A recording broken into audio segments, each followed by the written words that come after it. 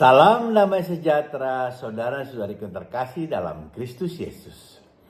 Mari kita lanjutkan sosialisasi BKSN tahun 2024 ini yang memiliki tema besar Allah Sumber Keadilan.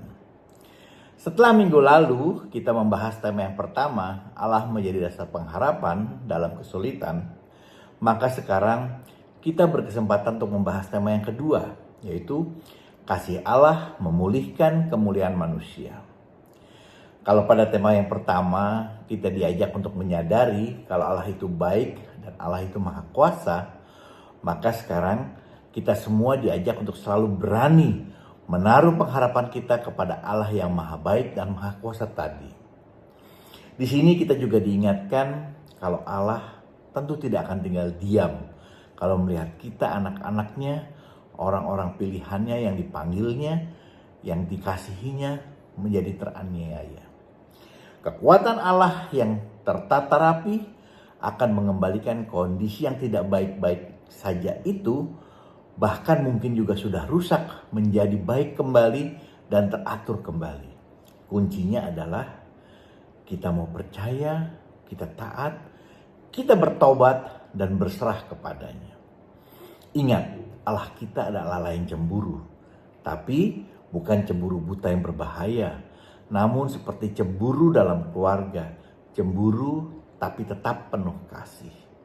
Nah, sekarang pada pertemuan kedua ini kita juga diajak untuk menyadari kalau kita manusia adalah makhluk yang berharga dan mulia di hadapan Allah.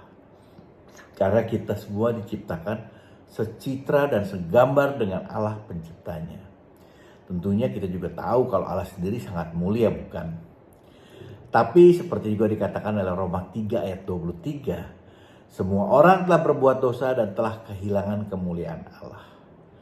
Ternyata dalam perjuangan hidup kita sehari-hari, disadari atau tidak kita sadari, kita manusia seringkali melakukan hal-hal yang negatif, yang kita kenal juga sebagai dosa. Nah, maka pada permenungan kedua ini kita mencoba melihat dosa akibat tindakan kita yang tidak adil. Ketidakadilan di sini bukan hanya karena kita tidak memberikan apa yang menjadi hak orang lain, tapi ketidakadilan di sini juga dapat dilihat bila kita tidak memiliki kemurahan. Kita mengharapkan kemurahan Allah, tapi kita menutup hati kepada kemurahan itu sendiri. Jadi ketidakadilan di sini dapat membuat manusia kehilangan kemuliaan Allah. Untuk itu kita diajak menyadari kembali akan hal ini dan mau bertobat, berbalik kepada Allah. Tentunya dalam melakukan ini kita juga perlu memohon rahmat pertolongan Allah sendiri. Bacaan pada pertemuan kedua ini diambil dari kitab Nabi Nahum bab 2 ayat 1 sampai 2. Pembongkar maju terhadap engkau. Ini tentunya merujuk kepada bangsa Asyur yang kejam, yang telah bertindak semena-mena kepada bangsa Israel yang digambarkan sebagai sangat kejam. Bukan hanya menjarah saja, tapi juga tindakannya yang tiada belas kasih. Seperti dikatakan menyeret permaisuri keluar dan menelanjanginya. Bahkan seperti layaknya juga binatang buas, seperti kayak katakan pada ayat ke-12, yang menerkam dan mencabik mangsanya. Kita lanjut, adakan penjagaan di benteng, mengintailah di jalan, ikatlah pinggangmu teguh-teguh, kumpulkanlah segala kekuatan. Nah, orang-orang Israel di sini diajak terus bersiaga, bersiap, berjaga-jaga, namun juga berani bertahan dalam penderitaannya. Jangan mudah putus asa. Berpengharapkanlah kepada Tuhan. Sungguh, Tuhan memulihkan kebanggaan Yakub seperti kebanggaan Israel. Sebab perusak telah merusakannya, telah membinasakan carang-carangnya. Nabi Nahum yang artinya adalah pelipur atau penghibur, di sini mau mengingatkan kalau bangsa Israel, mereka adalah bangsa-bangsa yang terpilih. Mereka berharga di mata Tuhan dan senantiasa dalam pantauan Tuhan. Meskipun saat itu mereka sedang dalam penderitaan, atau bahkan dapat juga dikatakan mereka sedang mengalami suatu malapetaka. Tapi diingatkan kalau mereka harus terus bertahan dalam pengharapan, sebab Tuhan akan memulihkan mereka. Sungguh Tuhan akan memulihkan kebanggaan Yakub, katanya. Siapa Yakub?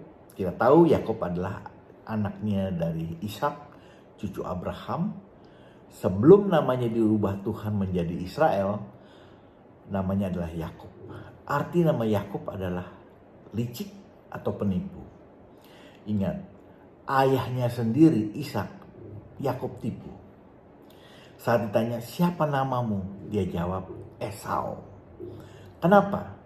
Karena dalam kelicikannya dia mau mencuri hak kesulungan dari kakaknya Esau. Dia mau minta berkat kesulungan dari Ishak.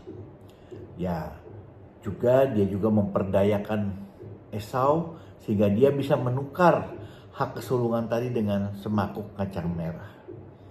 Nah, tapi setelah Yakub bergumul dengan Tuhan hingga pangkal pahanya terplecok, Tuhan mengatakan, namamu sekarang bukan lagi Yakub, melainkan Israel. Karena engkau telah bergumul melawan Allah dan manusia dan engkau menang. Jadi kita dalam hidup kita juga harus berani hidup dalam pergumulan kita dan tentunya kita harus keluar sebagai pemenang. Nah, kalau pertemuan pertama kita diajak tadi menyadari Allah itu baik dan maha kuasa, maka di pertemuan kedua ini kita diajak juga menyadari kalau kita sebagai manusia adalah manusia yang berharga di hadapan Allah.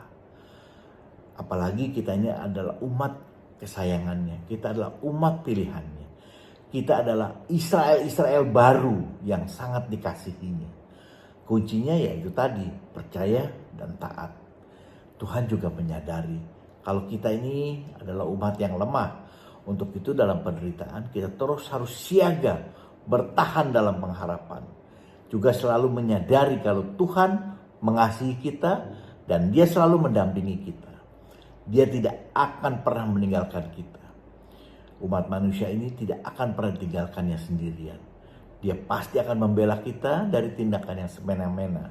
Seperti dikatakan oleh Nabi Nahum tadi, kalau Tuhan akan membalaskan kekejaman dan tindakan kesewenang-wenangan bangsa Asyur hingga mereka diporak-porandakan karena kesalahan dan dosa-dosanya, karena kekejaman dan kelalimannya, karena kerakusan dan ketidakadilannya. Sebenarnya sekitar 130 tahun yang lalu bangsa Asyur ini pun sudah akan ditunggang balikan oleh Tuhan. Ingat pada waktu BKSN 2023 yang lalu, Allah menyuruh Nabi Yunus untuk memperingatkan bangsa Asyur ini dengan pewartaan yang sangat sederhana. Ya, yang pada saat itu bangsa Asyur bertobat sehingga akhirnya mereka beroleh keselamatan dari Tuhan. Sehingga setelah berjalannya waktu, mereka ternyata kembali kepada kehidupan lamanya, di mana kekerasan hati membuat mereka akhirnya dihukum. Di sini kita juga mau diajak untuk menyadari kasih Allah yang begitu besar. Saat kita hilaf melakukan dosa, kita juga perlu berani untuk bertobat, berbalik kepada Tuhan. Seperti orang-orang Niniwe di zaman Nabi Yunus dulu. Walaupun dengan kata-kata yang setengah hati dari Nabi Yunus, tapi ternyata itu dapat merubah semua orang Niniwe, bahkan mempertobatkan mereka yang memberikan mereka keselamatan dari Allah. Nah, bila ada masukan, mohon berikan komentar Anda. Jangan lupa di like dan juga di subscribe. Juga di share agar kita dapat saling memberkati. Amin. Tuhan Yesus memberkati kita semua.